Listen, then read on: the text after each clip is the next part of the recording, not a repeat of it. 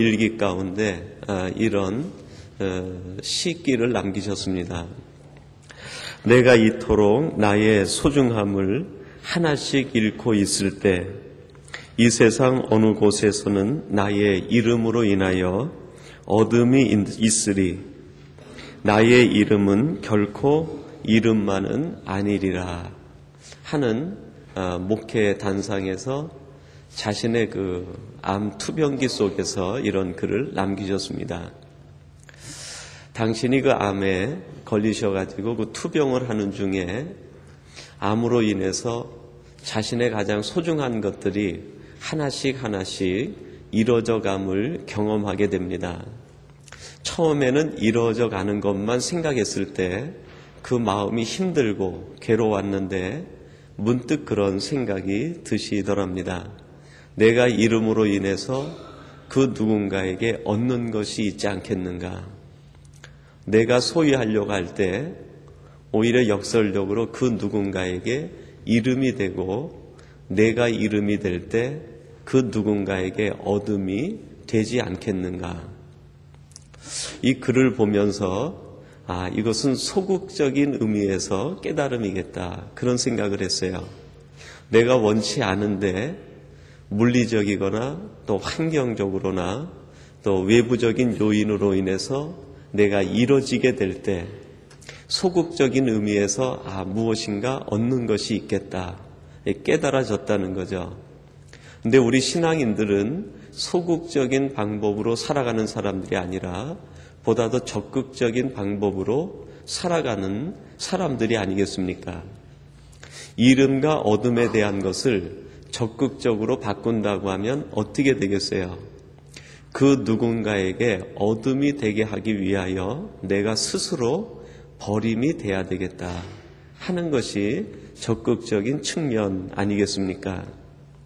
그 누군가에게 어둠이 된다고 하면, 그 누군가에게 웃음이 된다고 하면, 그 누군가에게 기쁨이 된다고 하면 내 스스로 가장 귀한 것도 의지적인 결단을 통해서 버릴 수 있겠다.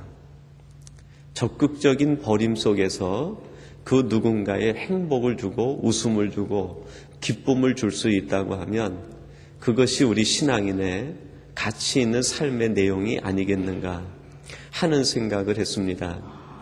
소극적으로 깨닫는 것도 귀한 깨달음이지만 우리 크리스찬들에게는 적극적인 삶의 선택이 있어야 되겠다 하는 것입니다. 어거스틴이라고 하는 성자요 또 신학자가 있는데 그분이 평생을 걸려 연구한 연구 주제는 하나님의 예정이었습니다. 도대체 나 같은 죄인이 어떻게 이렇게 하나님의 사람이 돼서 하나님의 귀한 일을 할 수 있게 되었을까? 아무리 자기 자신을 생각해봐도 그럴 만한 자격이 없는 거예요. 아무리 나를 들여다보아도 내가 이렇게 하나님의 일을 하고 하나님의 은혜를 누리고 하나님의 은총 속에 거할 자격이 없는데 왜 내가 오늘 이렇게 하나님의 은혜를 누리고 하나님의 은총 속에 거하는가? 매일 그 문제를 갖고 씨름을 하고 묵상을 합니다. 그러면서 어거스틴이 마침내 깨달은 것이 이것이 하나님의 예정 가운데 속한 일이라는 거예요. 그러면서 평생 어거스틴은 예정론에 대해서 엄청난 연구를 합니다. 그리고 두 가지를 얘기해요. 예정 속에서 하나님에게 두 가지 사건이 일어났다는 거예요. 우주 만물을 지으시기 전에 하나님이 결정하신 두 가지 사건이 있는데 첫 번째는 선택하시는 사건이라는 거예요. 선택하시는 사건. 그 선택의 내용이 무엇입니까? 죄인된 우리들을 구원하기로 선택을 하신 거예요. 여기 계신 모든 성도님들은 하나님이 창조 이전에 벌써 하나님의 생각 속에 너는 나의 것이라고 선택하셨다는 거예요. 근데 하나님의 선택은 그냥 선택이 아니라 선택하심에 대한 대가를 지불하시고 선택하시는 선택이라는 거예요. 선택하시기 위해서 하나님이 무엇인가를 버려야 되는 거예요. 그 버림을 어거스틴은 신학적인 용어로 유기라고 얘기했습니다. 유기. 완전히 폐기 처분시켜 버린다는 거예요. 그냥 슬쩍 옆으로 밀어놓는 정도가 아니라 무엇인가를 선택하기 위해서 그것에 걸맞는 가장 값을 지불할 만한 것을 완전히 폐기시켜 버린다는, 그게 유기라는 말이에요. 그러면 도대체 죄인된 우리들을 선택하시기 위해서 하나님이 버리시기로 결정한 것이 무엇인가? 그게 바로 하나님의 독생자 예수 그리스도를 영원히 버리시기로 결정하셨다는 거예요. 우리를 선택하시기 위한 제물로 우리 주님께서 세상에 오시고 그 역할을 하시게 하셨다는 거예요. 어거스틴은 이 선택과 유기 사상을 창조론에다 둡니다. 근데 칼빈은 이 예정론, 선택과 유기 사상을 기독론에다 두었어요. 예수님에다가 두었어요. 예수님에게다 두다 보니까 예수님으로부터 선택과 유기 사상을 아는 사람들은 운명론으로 받아들이는 거예요. 이게 운명론으로. 나는 죄를 지어도 구원받기로 선택됐으면은 언젠가 나를 선택하실 거야. 운명론으로 빠지는 거예요. 근데 그것이 아니라 하나님의 선택과 유기의 가장 중요한 핵심은 뭐냐면 말할 수 없는 죄인인 우리들을 선택하시기 위해서 가장 귀하신 예수 그리스도를 영원히 버리시기로 하나님이 결정하셨다는 거예요. 그 대가를 지불하시고 그 값으로 우리를 선택하시고 우리를 하나님의 자녀로 인쳐주셨다는 거예요. 이것이 하나님의 예정 가운데 일어났고 그것이 이 역사 속에 드러나게 된 것이 바로 십자가다, 그렇게 얘기했습니다. 십자가 속에서 선택과 유기가 드러나게 됐다는 거예요. 죄인된 우리를 선택하시고 가장 의로우신 예수 그리스도를 제물로 죽이시는 하나님의 아픔의 사건이 바로 십자가 사건이라고 이야기합니다. 여러분, 오늘 본문 46절에 보면은요, 하나님께 버림받는 그 순간의 예수님의 고통이 절규로 외쳐지고 있습니다. 제9시 즈음에 예수께서 크게 소리질러 가라사대 엘리 엘리 라마 사박다니 하시니 이는 곧 나의 하나님 나의 하나님 어찌하여 나를 버리셨나이까 하는 뜻이라.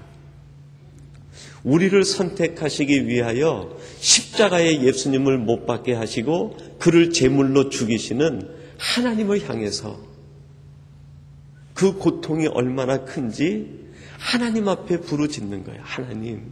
하나님 어찌하여 나를 버리시나이까. 여러분, 여기에서 예수님이 느끼는 이 고통의 울부짖음은 육신의 생명이 죽어지는 그것 때문에 울부짖는 울음이 아니에요.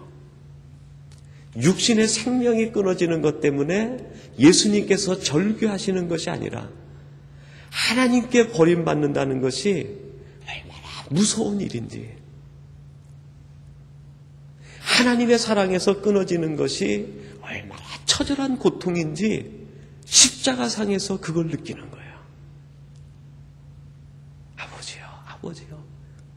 하나님의 사랑에서 끊어지는 것이 이렇게 끔찍하고 무서운 절망적인 상황인 줄을 몰랐다는 거예요. 하나님 앞에 부르짖는 이 절규는 동시에 이 땅에 있는 하나님을 알지 못하는 수많은 사람들에게 주님께서 외치시는 사랑의 외침이에요. 인생들아. 하나님에게서 끊어지는 것이 얼마나 무서운 고통인지, 얼마나 처절한 아픔인지 이것을 알았으면 좋겠다. 선택받는 자의 기쁨이 있지만 버림받는 것에 얼마나 무서운 고통이 있는지 지금 주님께서 십자가 위에서 외치시는 거예요. 동시에 주님께서 하나님께 부르짖는 것은 하나님, 이 방법밖에는 없었습니까? 이 방법밖에는 없었습니까? 이 절규를 들으신 하나님 아버지의 마음은 어떻겠어요? 안다. 내가 얼마나 큰 고통 속에 있는지 그 아픔을 내가 안다. 그 아픔 속에 있는 것을 내가 안다. 그러나 내가 저 죄인들을 선택하기 위해서는, 사랑하기 위해서는 이 방법밖에 없다는 거예요. 내가 너를 제물로 쓰는 방법밖에 없다. 아버지와 아들의 처절한 고통 속에서 죄인된 우리 인간의 선택과 구속의 사건이 이루어지게 되었다는 거예요. 이 십자가 예수의 죽음의 의미를 아는 분이 초대교회에 그렇게 많지 않았습니다. 그거를 몰랐던 사람들은 예수 그리스도께서 십자가에서 죽으신 그 사건과 그 예수님을 따르는 무리들이 너무나 미련해 보인 거예요. 참 미련한 사람들이다. 어떻게 십자가가 자기를 구원해? 어떻게 십자가가 하나님의 사랑이 계시된 사건이야? 이해를 할 수 없었어요. 그 중에 누가 있었습니까? 사울이라는 청년이 있었어요. 율법적인 관점에서 보니까 십자가가 얼마나 어리석고 미련한 것인지 모르겠어요. 자기가 공부했던 헬라 철학적 입장에서 보니까 십자가가 하나님의 구원의 역사라고 얘기하는 것이 얼마나 논리적으로 안 맞고 진리 같지 않은 이야기인지 이해할 수가 없는 거예요. 그래서 사울이 결심합니다. 예수 십자가를 증거하는 사람들을 내가 그대로 둘 수 없다. 율법적인 관점에서, 헬라 철학의 진리적인 관점에서 저 무지한 이야기를 하는 사람들을 그대로 두어서는 안 되겠다. 저들은 유대인들에게도 해가 되고 헬라 세계에서도 도움이 되지 않는다. 예수 믿는 사람들을 핍박하는 거야. 그러다 다메섹 도상에서 부활하신 주님을 만나면서 이 사울이라는 청년이 깊이 묵상하기 시작하는 것이 있었어요. 그게 뭡니까? 십자가를 묵상합니다. 도대체 십자가가 무엇인가? 도대체 십자가가 무엇인가?